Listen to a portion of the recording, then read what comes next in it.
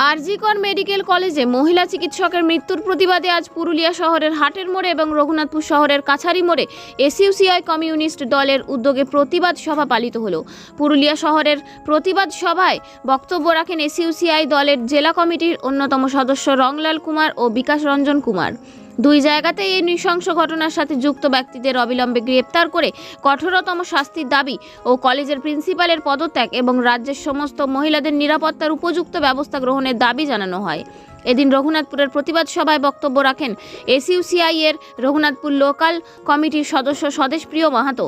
এছাড়া উপস্থিত ছিলেন পুরুলিয়ার উত্তর সাংগঠনিক জেলা কমিটির সম্পাদক কমরেড লক্ষ্মীনারায়ণ সিনহা সহ অন্যান্য নেতৃত্বরা।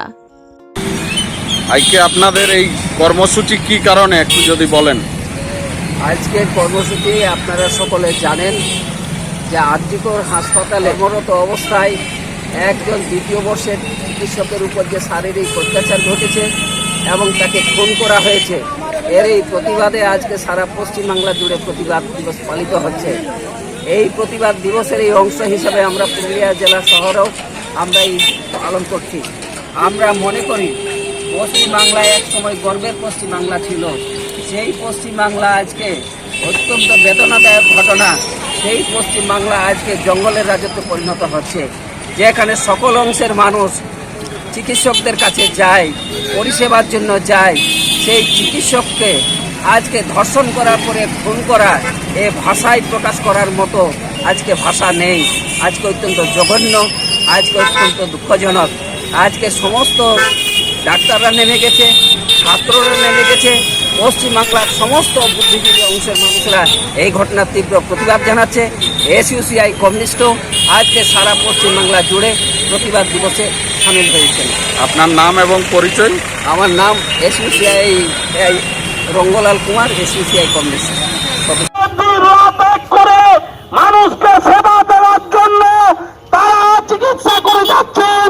এরকম একটা ডাক্তারি ছাত্রীর উপর এই যে নৃশংস অত্যাচার, সেই ঘটনাকে ধামাচাপা দেওয়ার জন্য আমাদের রাজ্যের সরকার, এই তৃণমূল পরিচালিত সরকার ঘটনাটাকে পুরোপুরি ভাবে ধামাচাপা দেওয়ার চেষ্টা করছে।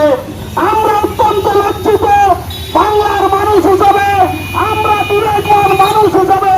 আমরা সত্যি আজকে যখন মেডিসিন বিভাগের সেমিনার হলে দেখে তারা অফ থেকে ছিল, তখন সে ক্লান্ত এবং সে জায়গাতে যায়, এবং সে জায়গাটা সোজা একটা ফাঁকা জায়গা নয়, সেটা আরজিকর মেডিকেল কলেজের দোতলাতে তিনতলাতে তার একটা কয়েকটা রুম পেরিয়ে তারপরে সেমিনার হলটা।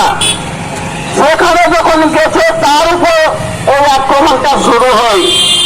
প্রথমে তাকে বলে যে এইটা সুসাইড, তার সাথে কারো সম্পর্ক ছিল, নানান কথা আওড়াবার চেষ্টা করেছে, কিন্তু তার দেহ ক্ষত বিক্ষত, গলার কাল শিলের দাগ।